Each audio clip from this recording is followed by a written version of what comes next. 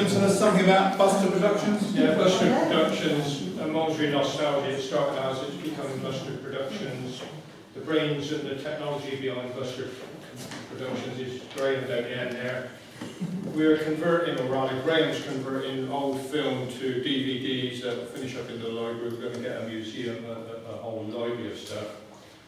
The money is to buy the camera. We're going to spend it, well actually we've spent it on the camera so that we can film present day happenings, and it's happening there. What I have to say is that the accounts are completely transparent. You know, after every event that we've done, he has given us a profit, loss, bar, incoming, outgoing count. And I'm just so happy about this because you know, what we've got here on paper is what we've actually got in the bank. So well done to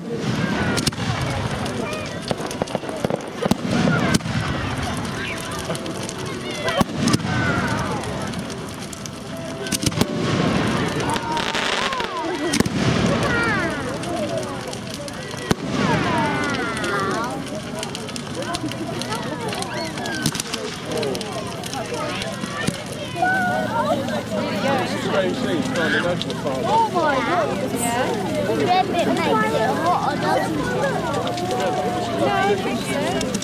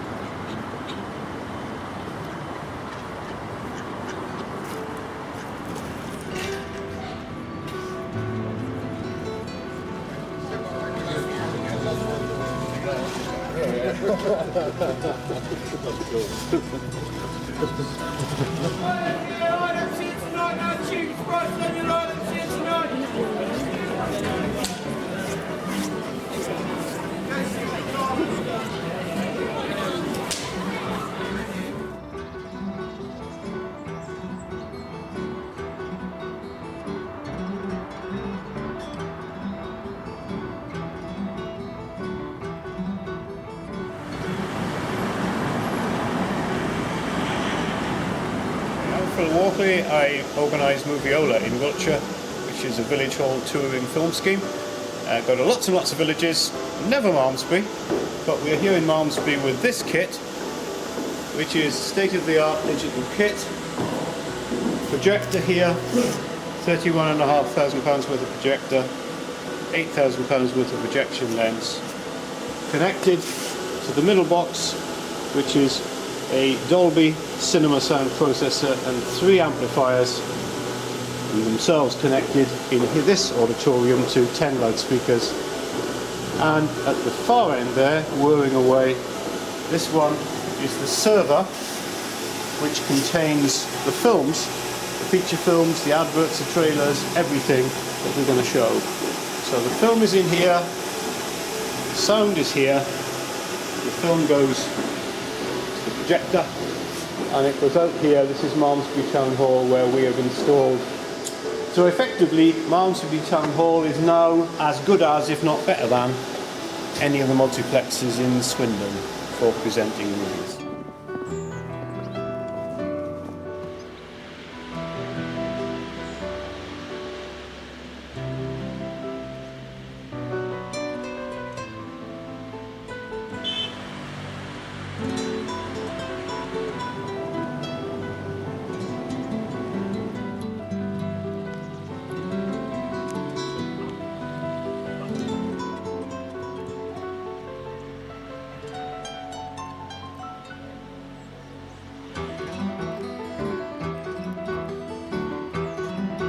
In the 1880s, Lady Suffolk, the wife of the Earl of Suffolk who lived in Charlton Park, paid a visit to a lace class which had been set up by the older inhabitants of the town. She became so concerned that the craft of lace making might die out that in 1907 she organised a lace school which was held in the market room of the King's Arms Hotel in Malmesbury High Street.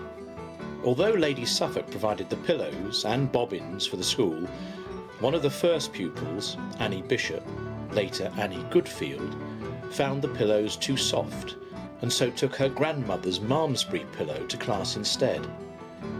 Her grandmother urged her not to let lace making die out in Malmesbury, and Annie became an excellent lace maker. Hello, I'm Doreen Campbell. I'm the Malmesbury lace tutor, and we put on this exhibition, and it's all the work that we have done in the 25 years, I think it is, we've been going. It's a Malmesbury lace pattern called Annie's pattern. Not too difficult to do when you've got about halfway round. It's a handkerchief, but I'd never use it as a handkerchief. I might drop it in front of a nice young man. It takes quite a while to do. You complete one fan and then go to the next section and then continue round. I expect one fan takes about half an hour at least. Okay, you start off. There are only 2 stitches, a whole stitch and a half stitch, and this is the whole stitch. You take the 2 pairs, you take across the centre pair, back those 2 pair, and that. And it's like weaving actually. Across the centre, twist the 2 side ones across the centre again, which shows I've woven through that. Again, we have another torsion edging, slightly wider, and showing up a different use of half and whole stitch. Here we have mostly whole stitch with different types of fillings. It's called a honeycomb, and you have whole stitch edging with individual pins. Whole stitch here. This is quite an exceptional piece of torsion lace, not least because it was started by a lady called Mary King, who did the first 2 panels. This is done as a section at a time. Then she decided that she wanted to have a go at the edging, so she did some of the edging, and then unfortunately she died. So in order to finish the piece, Doreen Campbell finished the edging and also did this section here. Hello, my name's Bob Browning. I'm the proud owner of a bus pass, a Jack Russell dog and a Cotswold cottage. I've been interested in craft work all my life. I've done airfix models, balsa wood models. For a long time I was making walking sticks. This is hazel, and as you can probably appreciate, grew this the way up, and the head was just originally a thicker branch. For a long time I was on the craft circuit. I've also made Welsh love spoons. This again, as you can appreciate, is made from one solid piece of wood. The chain is made from a solid piece of wood. And the significance, the boy is saying to the girl that our hearts are joined and you have the key to mine. But my favourite, I think, is the one I call Screaming Girl, over on the extreme right. And it appeals hugely to my sense of humour, the fact that this girl on the right hand side is shouting, 2 are flying away, and on the extreme left one is flying straight out of the picture. Gives me great pleasure in making it.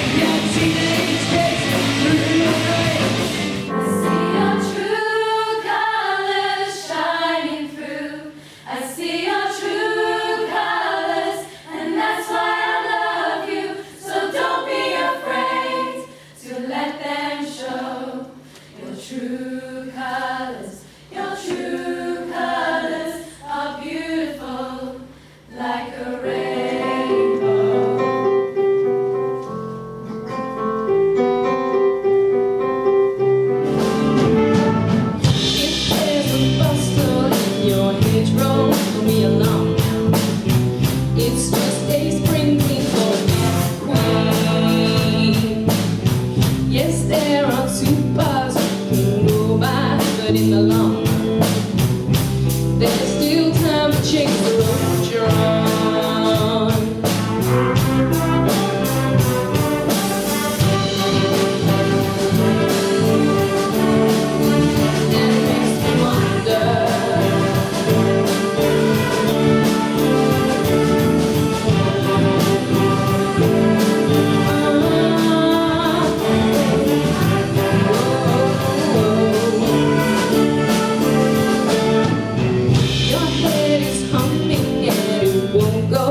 You don't know the piper's calling you to join him.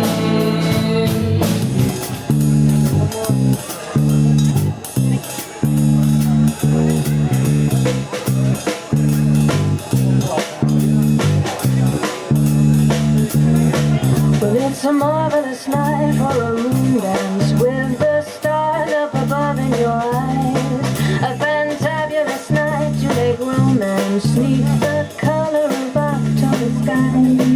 And all the leaves on the trees are falling to the sound of the breezes that blow. And I'm trying to please with the calling of your heartstrings that play so good. And all the night's magic seems to whisper and hush. And all the soft moonlight seems to shine in your blush. Can I have just one more dance with you, my love?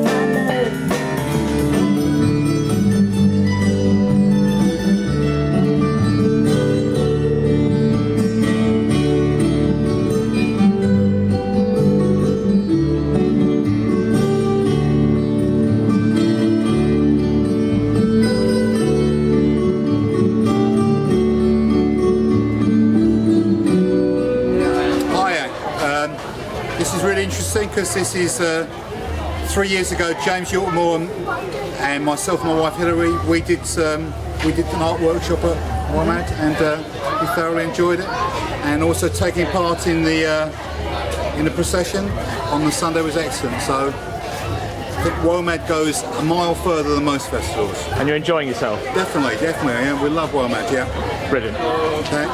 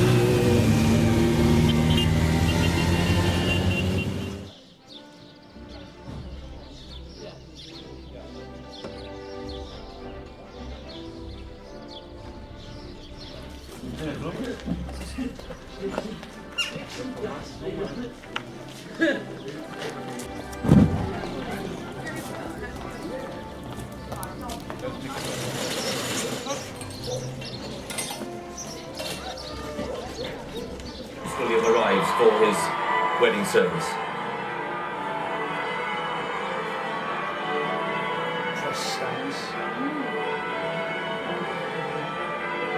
And it's made of ivory and white satin kazan. Okay, lovely. Actually, quite a short training wear. It's a very modest train, but it is perfectly proportioned. It's a cathedral-worthy dress. It really is.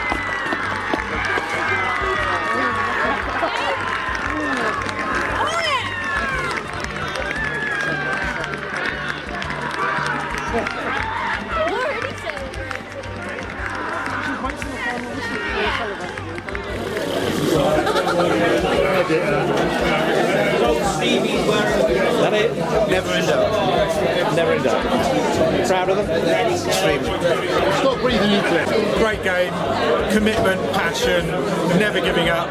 Great opposition that made it a stonking day, but it makes it worthwhile. Well, it was off the line out, I think, and we did the rolling ball as usual, and off the front ball, and I took it, and they all just got behind me and straight forwards, and I was there, straight down. I didn't have to do anything. So what's it feel like now? Good, it's brilliant. It's so good to win the final.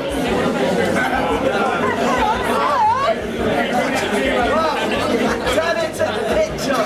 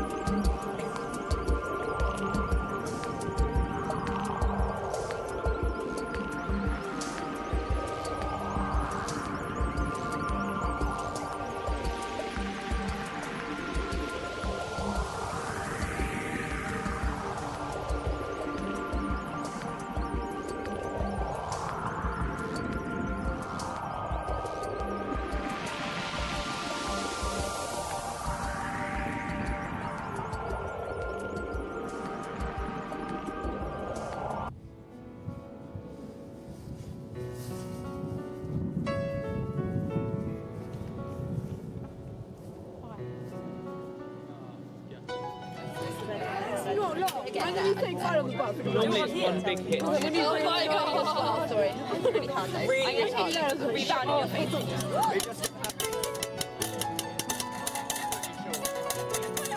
Lie down.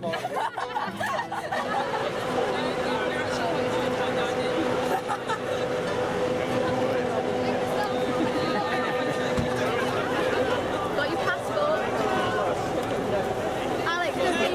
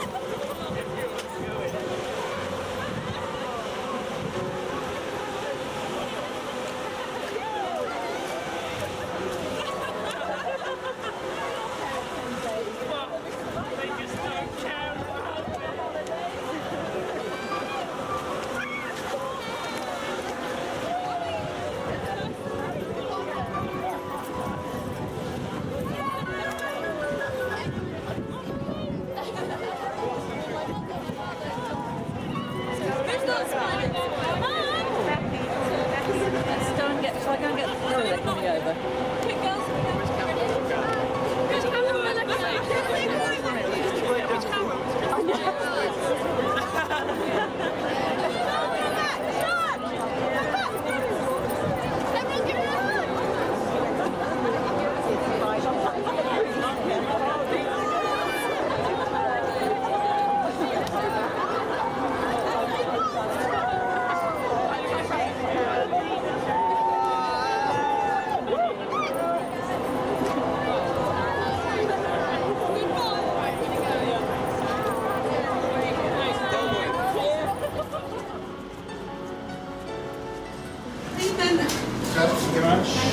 It's the man on the front of the carnival programme.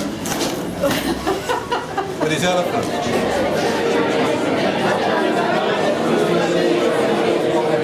Someone really special come and play for us tonight. Martin Simpson.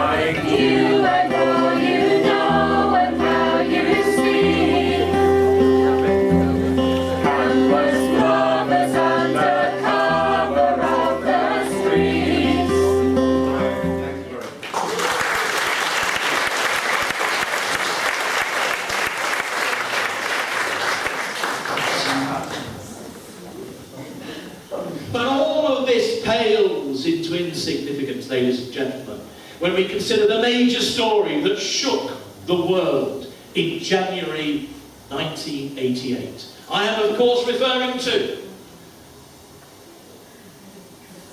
the Tamworth 2, Butch Cassidy and the Sundance Kid. A story which has been immortalised in the legend of the Tamworth 2, available on DVD, and I have bought a copy of it. And Malmesbury, our precious little Malmesbury, hit the headlines. We were on the map for the first time since Elmer threw himself off the top of the alley. So for those of you who don't know the story, well, here it is.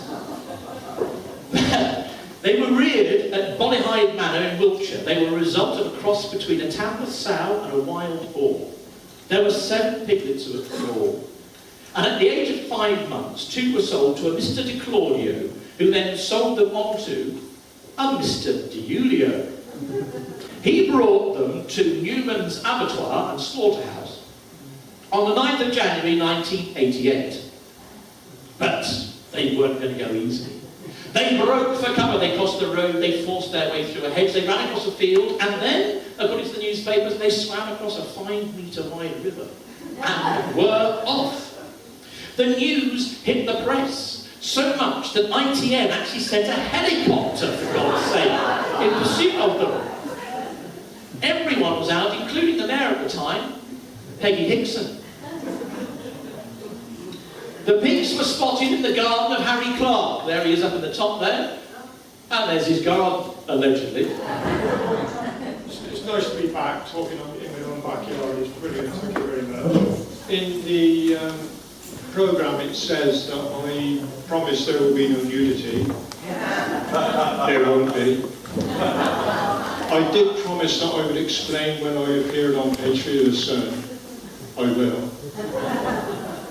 I didn't promise to behave myself, and I won't. Oh, somebody told me I was a media tart because I court publicity, and I was rather hurt by that, and then they sent me this photograph and said, what about this then? And that's the 2 photographers from the 2 local papers. I did say I'd show when I was on page 3 of the Sun. It isn't nude, she's got pants on. This is marvellous Melanie from Watford who's going to save the world by, I don't know, adopting a chimpanzee or something. But when you look slightly to the left,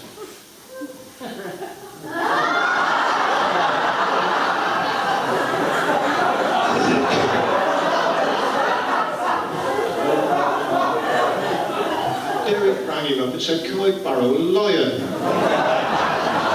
And Jimmy, who knew him on first name terms, said, you can borrow one, Derek, but I ain't going to bring it up there, you've got to come and fetch it.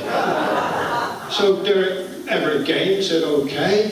He invited his wife to accompany him, but June declined. So there ain't room for me, you and a lion in our little car, and you can go on your own. So Derek went on his own, and he said, the trouble was, Bob, that he lion had terrible halitosis. And I didn't want this lion sat in the front breathing over me. So I put him in the back seat, but he was really affectionate. He leant his chin on my shoulder all the way home. And I honestly thought he was winding me up. But I've got photographic proof that he did bring a lion to Malmesbury Flower Show. You may notice that there was a 3-letter word missing in that narrative, cur.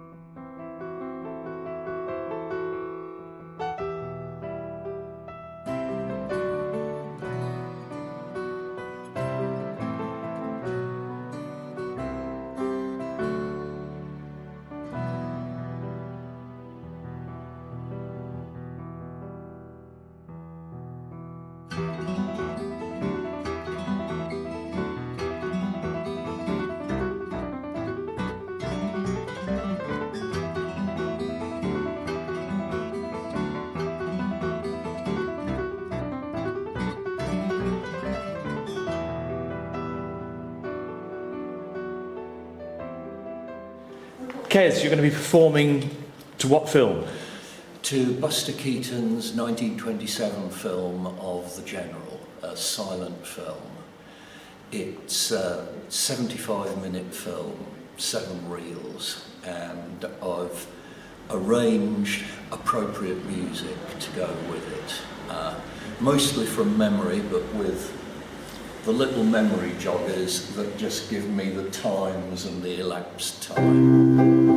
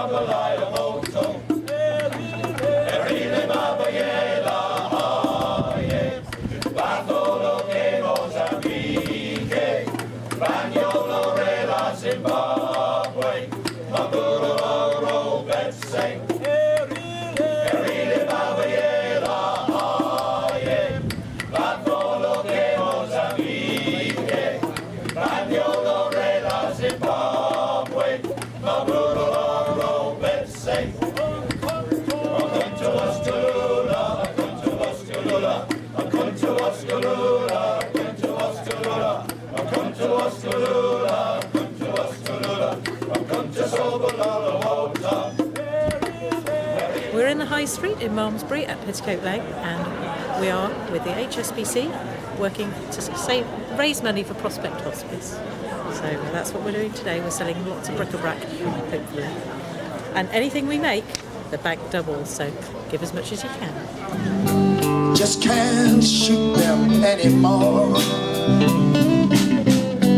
Big black clouds coming down on me. I feel I'm knocking on heaven's door.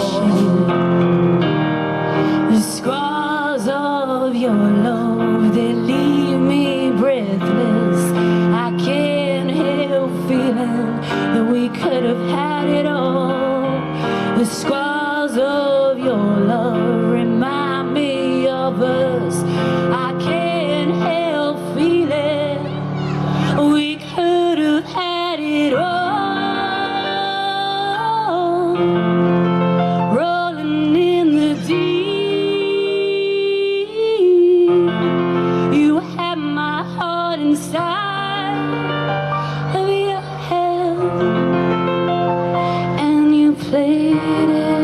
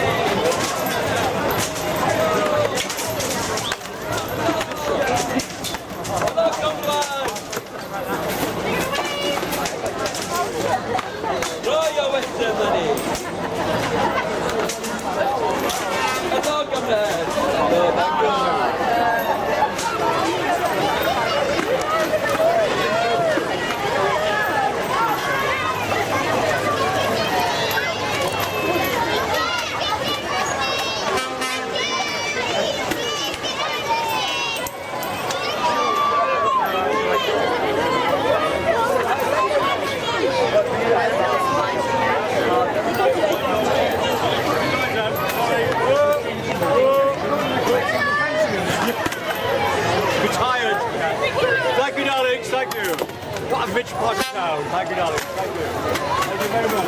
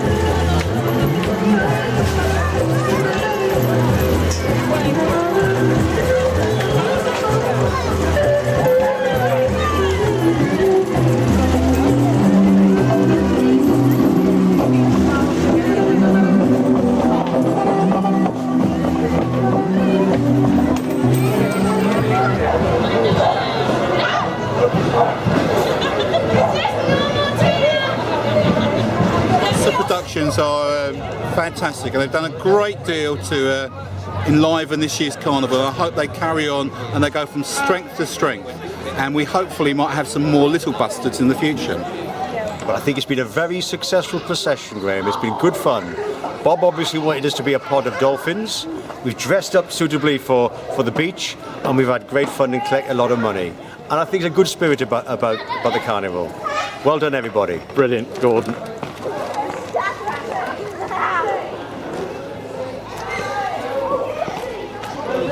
The last word on Carnival has to rest with Bob Browning. Bob, how was it? It was absolutely brilliant. It always was. My only regret is someone gave me a pint of beer in a glass, in a bottle, and the policeman confiscated it. Confiscated it? They took it away, Graham. Bob, that's dreadful. Go this way.